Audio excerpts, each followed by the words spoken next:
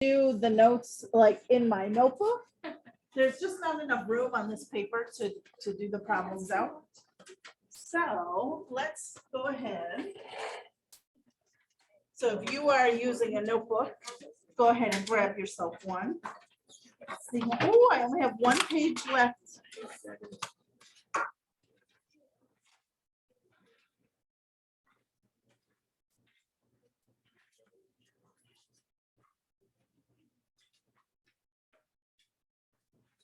All right, so this is going to be 4-3, I think. Yes, long division of polynomials.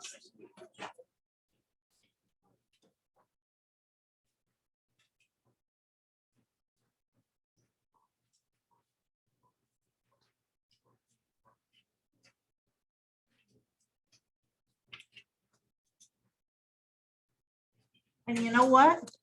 You guys have the benefit of being D block because all the mistakes that I make A block, I try not to make them with you. And I just realized now, I forgot to tell them something that's kind of important. When do you use long division versus what we did yesterday? Yesterday, we just took the thing and we divided each one by it. That's because we were dividing by a monomial yesterday. So if I am dividing by something that is a binomial or any polynomial, really, I'm going to have to use long division, okay? So we'll just add use when dividing by a binomial, trinomial,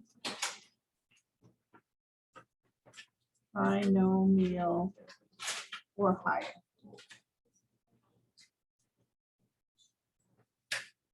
If you were just dividing by a monomial, we do what we did yesterday. You divide each one by it and then you're done. So today we're not quite so lucky, but it's all right. So what I want to do first is I want to see how much you remember. Let's just take a number like, what did I do before? That was a good example. Let's do 4,075. And let's say I want to divide that by 15. If I ask you to do that by hand, do you remember how? Don't grab a calculator. Just see if you would remember how you even kind of start this process. Try it. I want you to actually do it. Try it right in your notebook. See if you can divide those two. I'll give you a little helpful hint. Usually we would rewrite this, right? You'd put your divisor on the outside and then you sort of draw that little funny shape thingy. Put that on the inside.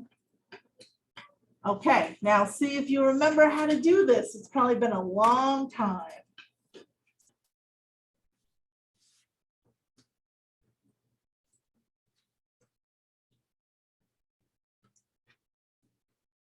Get as far as you can from memory. And if you don't even remember where to begin at all, it's okay. I'll walk you through it in just a minute.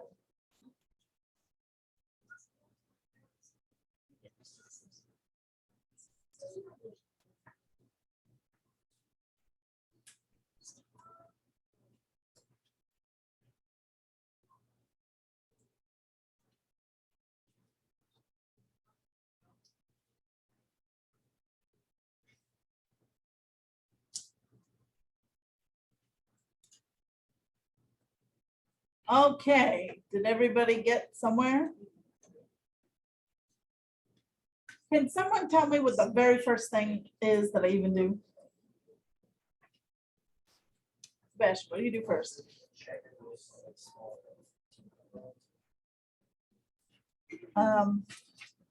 What do you mean?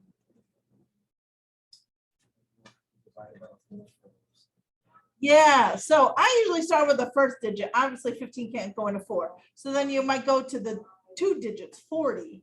So I'm going to ask myself, how many times does 15 go into 40? Twice. It goes in 2 whole times. So remember, you put the 2 up at the top. And then what do you do with that 2? You multiply by what's out in front. So 2 times 15 is 30. And then what do? You subtract these 2. Do you remember this? And then that becomes a 10. And then we kind of just, well, what's the next thing? You bring down that 7, and then I basically repeat the process, right? So now I'm asking myself, how many times can 15 go into 107? I think it is 7. So we put a 7 up top. I do 7 times 15, I believe is 105, right? 105. And then again, I subtract, I get 2. I'm going to bring down the 5. How many times now? Once. 1 times 15 is 15. Minus, I get a 10. So now it would depend on where you were in your mathematical journey. Do you remember just having a remainder and you'd write like R10 at the top? Yeah, remember? If you were a little bit more advanced in your math career, then you probably went to decimals. You put a decimal and then you'd keep going. So we kind of get to stop here when we're doing the polynomial stuff. So we would have a remainder of 10. I don't know if you remember this, because I don't remember doing it this way, but maybe I didn't, I just forgot. Sometimes with the remainder, instead of just writing it as R10, did you ever write it like this? Did you ever just add on the remainder over whatever you were dividing by? Did you ever do that? Okay, well, hopefully it makes sense. It goes in 271 whole times, and then I'm going to have 10/15ths left over. This is actually really similar to how we do it with polynomials. So if you remember this process, multiplying, subtracting, bringing down, has anybody never done this before? Just out of curiosity, because I'm sure there's like new ways to do things. I don't know, but everybody has done long division like this. All right, maybe the remainder part is a little bit different, but that's no big deal. Good, okay, so now let me show you how to do it with polynomials. So first I'm going to give you just some generic how-tos, and then we'll try a couple problems together. All right, so I'm going to start with how to divide polynomials. There's 2 things that are really important to start off with. First, I need to make sure that everybody is in standard form. If it's not, I need to make sure that it is. So I'm going to say write everything in standard form. Usually that's done for you, but just in case it's not.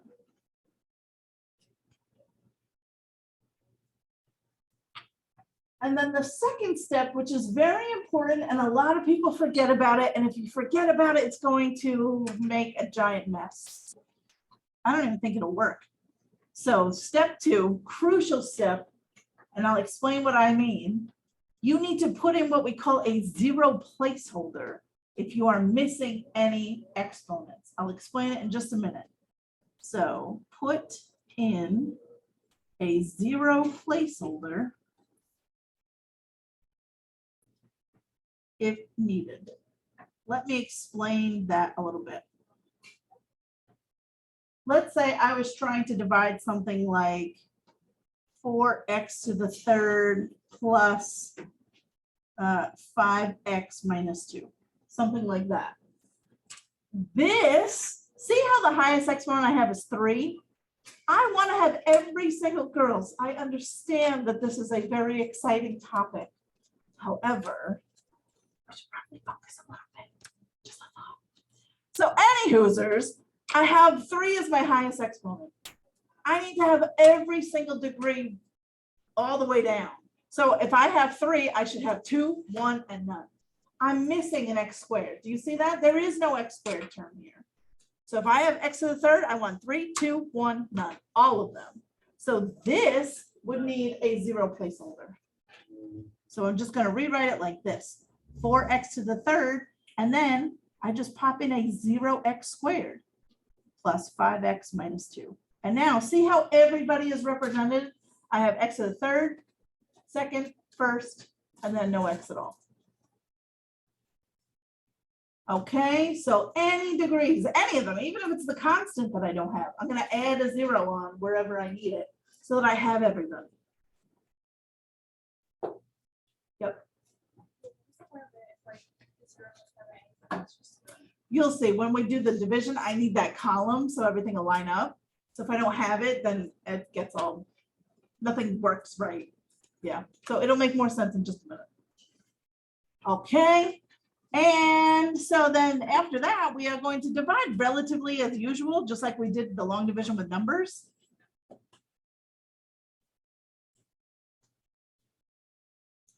And then I'm just going to say, if there is a remainder,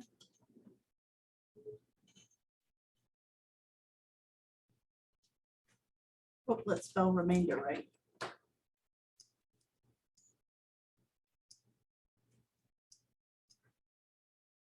Remainder, write it as whatever that remainder is over your divisor. Okay, we're going to do a couple of examples, so this will make a lot more sense, I promise. I'm going to do number I'm going to start with number 8 from last night's worksheet on the back. So I'm going to do it right in the, there's not enough room on this paper, to be honest. So I'm going to do it in the notebook. I'm just going to copy number 8 over. Okay, so I'm going to do my example over here. So I'm going to do number 8. Let's see. So I'm going to have the x plus 10 on the outside.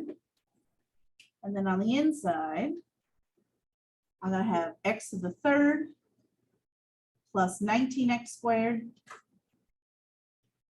plus 81x, and then a minus 89. So before I continue, oops, sorry, I better make sure that both of these are in standard form. That's fine, that's fine. And I also want to double check that I'm not missing any degrees. 3, 2, 1, none. Okay, they're good to go. I'm not missing any on this side either.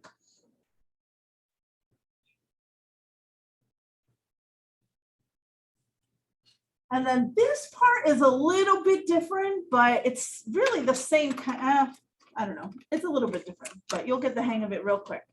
So when it was numbers, I was asking myself before, I was like, oh, how many whole times does 15 go into 40? And this is a little bit different than that.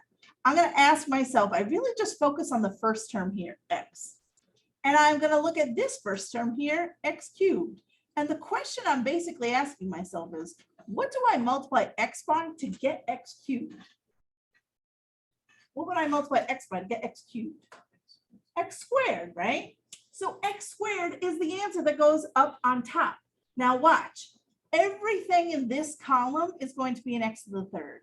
Everything in this column will be x squared. Everything here will be x to the first, and everything here will just be a number. So when I say my answer is x squared, I'm going to put it in the x squared column.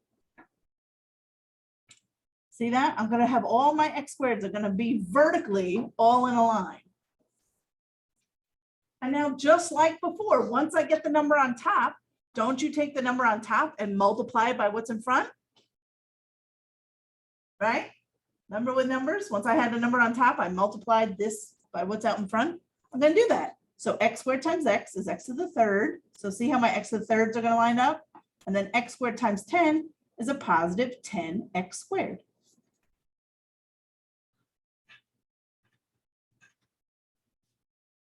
Is everybody okay so far? Does that make sense? Yeah, and then once you multiply, what did we do next? Subtract. Here's another little difference though. You have to subtract the whole thing. You're not just subtracting one number, you're going to subtract both of these. So now I'm going to have a minus x cubed. And here's another thing. Kids always love to do this. If they want to change a plus to a minus, you can't do that. It still looks like a plus. If you need to change a plus to a minus, cross it out and write a new minus sign. You're always going to think that it's a plus sign. So I have to subtract that whole line. Here's one thing that's so cool is that the first terms, x cubed minus x cubed, will always cancel out. Every time you do it, that first thing will cancel. And if it doesn't, that's a sign to you, oops, you did something wrong. But now look here, 19x squared and a negative 10x squared. Isn't that just 9x squared? Right? Are you guys with me? Oh gosh. Okay. And then what do? I drop down the next term. plus 81x. And now, believe it or not, I just keep redoing this process until I'm done. So I'm asking myself, what do I multiply x by to get 9x squared? I'm always just looking at the first term. I don't really care about the rest of it. So what do you multiply x by to get 9x squared? 9x. So I put up at the top, it's positive, so I'm going to write plus 9x. And see how everything in this column is going to be an x? So now I do 9x times what's out in front. I get 9x squared, so I write that in the x squared column. 9x times 10 is 90x. But now what do you need to do? Subtract, and you subtract the whole thing. So minus 9x squared, and now I'm going to turn that into a negative 90x. Right, you with me? And then look how these first 9x squared minus 9x squared canceled. And then I just have 81 and a negative 90 is a negative 9x. Isn't this neat? And then I'm almost done. I just do one more round. I'm just going to drop down that minus 89. What's going to go up on top this time?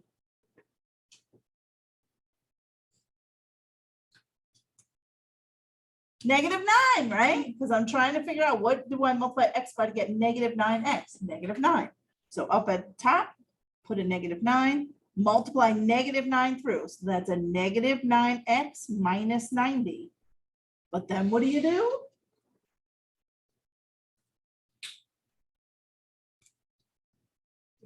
You subtract. They're both already negative. So don't they now turn into pluses? I can turn a minus into a plus. That's fine. And look, the first terms really do still cancel each other out. Negative 89 and a positive 90, I get a remainder of 1. I know that I'm done because there's nothing left to bring down. So all I have to do now is I'm going to write my remainder. I just go up to my answer and I write it as plus 1 over whatever I was dividing by, x plus 10. And that is my answer.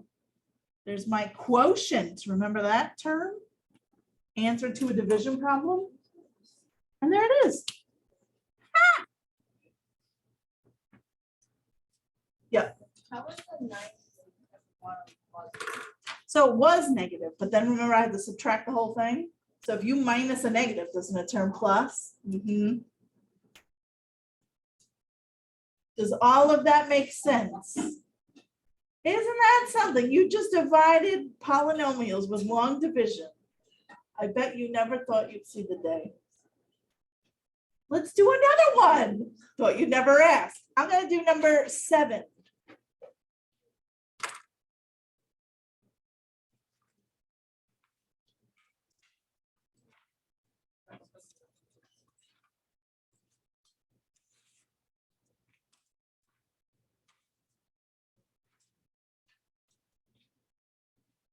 Okay, so if I'm going to do, this is number 7 from that same worksheet. I'm going to have m minus 7 on the outside. And then on the inside.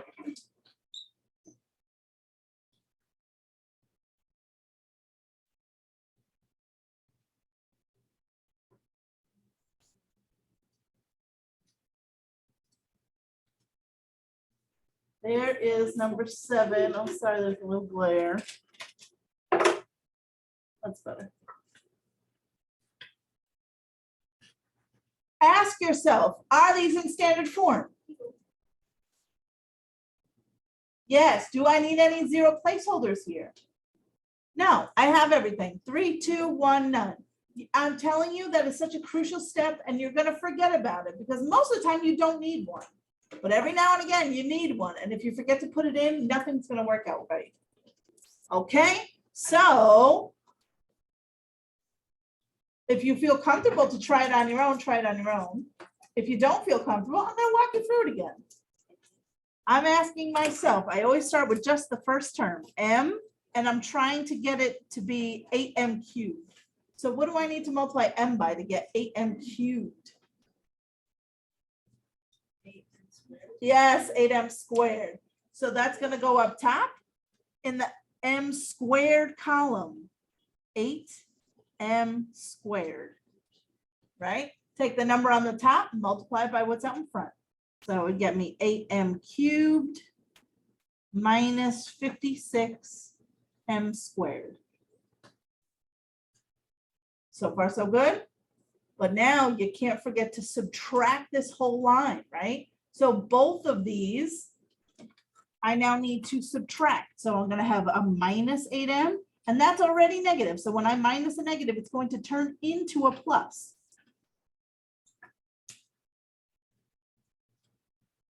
The little self-check. Oh yeah, my first terms do cancel just like they're supposed to. A negative 55 and a positive 56, that just leaves me with a positive 1m squared, right? And then I keep going. What do you multiply m by to get m squared? Just m, right? So up top I put plus m, multiply. Oh, I forgot to bring down my 3m. Sorry. Oops, oops, oops, oops, oops. There we go.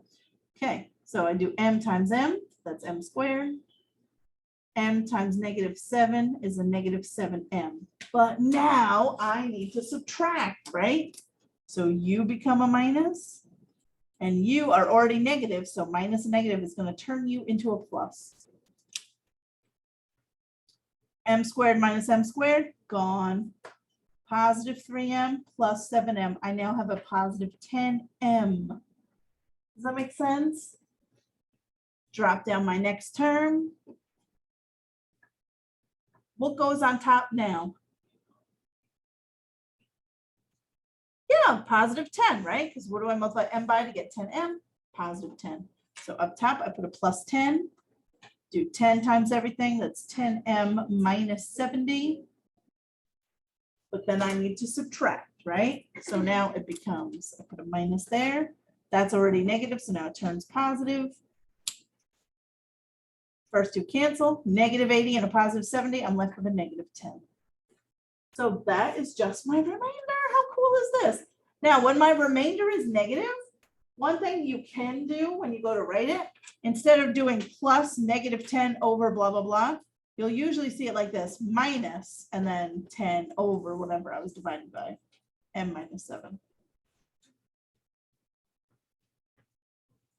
If you had plus and then left that as a negative 10, it's the same thing. But if you were doing a multiple choice or something, there you're probably going to see your answer written like that. So just wanted to bring that to your attention. Is that so bad? Oh, could you ever get a remainder of 0? Of course you could, just like with numbers, right? When you're dividing numbers. Thanks. Yes, Kendra, one for you. When you're dividing numbers, if you get a remainder of 0, it just means that it went in evenly, right? So that can certainly happen with polynomials as well. So if you get a remainder of 0, it doesn't, don't be nervous about it. It just meant it went in evenly. Okay, let's try one together where we do need some 0 placeholders. All the rest of the ones on this sheet don't need them. So let me give you another sheet.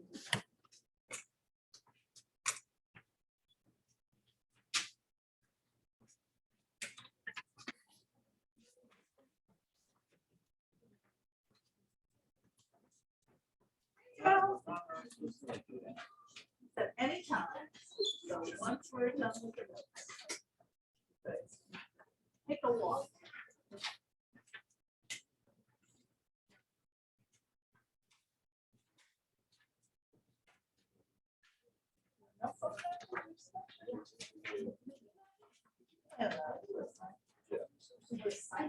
Naturally, that cool.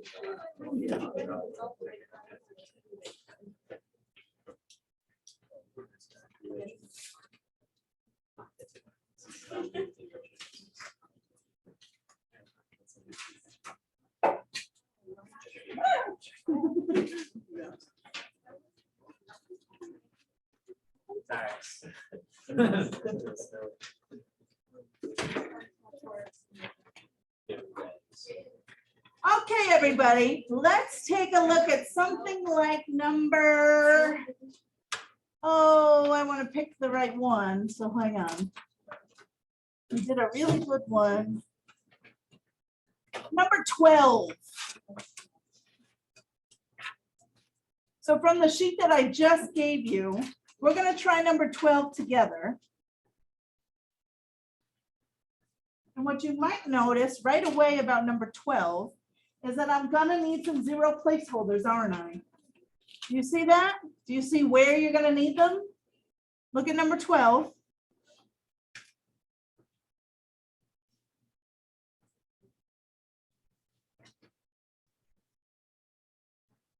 So what should I be putting underneath? 9k to the third and then what? Plus 24k squared and then what? Yes, plus 0k minus 5. Oh, I didn't realize I was a little bit off. There we go. Does that make sense, everybody?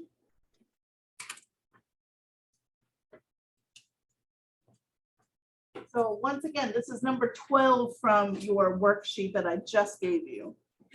So now I have this zero placeholder, which I need because I'm eventually going to have terms that are just k to the first power. So if I didn't have that placeholder, I'd have nowhere to put those terms, and then they'd get all mixed up and it'd be kind of messy. Now, something weird's going to happen with this one, but it's not that weird. You got to remember that zero is a number like anybody else. So let's work our way through this and see what happens. What should go up on top first? I have 3k and 9k cubed. So 3k squared, right? So let's put a positive 3k squared in the k squared column. I'm going to multiply that through. So that's 9k to the third plus 24k squared. And then what do? I'm going to subtract them both. So you become a minus. I'm going to cross out that plus sign. I'm going to write it as a minus because it's too hard otherwise. Now something weird happens this time. The first terms cancel just like they always do. But it just so happens that 24 minus 24 is also 0. This one, they do cancel, but I still want to write 0k squared. And I'm just going to keep going using 0. I'm still do everything the same. I'm still going to bring down my next term. And then I'm still going to ask myself, what would I multiply 3k by to get 0k squared? 0k, right? I multiply by 0 to get that 0, and then by k. So up top, I put 0k. And then I'm going to multiply it through, just like it was any other number. So I'd have 0k squared plus 0k. Subtract them both. I know it feels weird because they're all zeros, but just keep going. Just keep up the process. What do you guys say now? Trust the process. You just got to trust it. And it will all be okay. How about that? Oh. Do you see? So it says okay. You get it? Oh my gosh. We're going to bring down this minus 5. And I'm still going to keep operating like I always have been. What do I multiply 3k by to get 0k? 0. So I put plus 0, multiply the 0 through. I know it feels silly, but it's all going to work out in the end. Minus the whole line. These two cancel just like they're supposed to. And negative 5 minus 0, isn't that just a negative 5? And that's my remainder. I don't have anything left to bring down. So I'm going to write my answer, bring my remainder up, minus 5 over 3k plus 8. Now, when your answer has zeros in it, you don't have to write those zeros. So if this were multiple choice, for example, they're probably not going to write the answer like that. They're probably going to write it without those zeros. So you could also just write 3k squared minus 5 over 3k plus 8. Same thing, because those zeros just do sort of fade out. So if there are zeros speckled all throughout the problem, it doesn't mean that anything's wrong. You just keep going. Keep everything lined up and just repeat the process. Questions? Not as bad as you thought, right?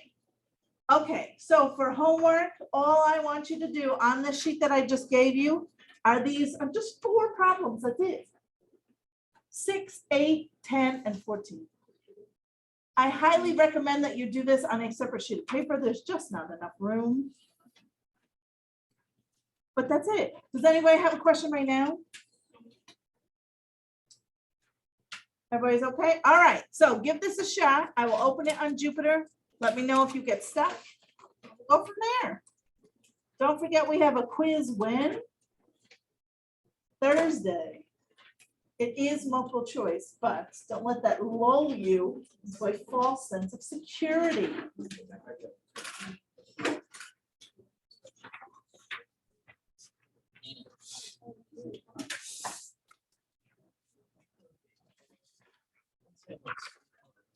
So my people that need to go to the nurse, feel free.